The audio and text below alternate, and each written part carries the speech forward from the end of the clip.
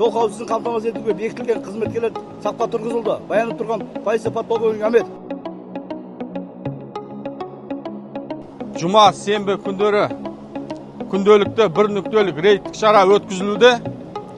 Рейд шараның мақсаты өздеріңізге мәлім, қазіргі таңда жол қауіпсіздігін қамтамасыз ету, шалғай ауданда елді мекендерде жүрген автокөліктер, агротехника бар, және жасөспірімдер автокөлікті жүргізуде.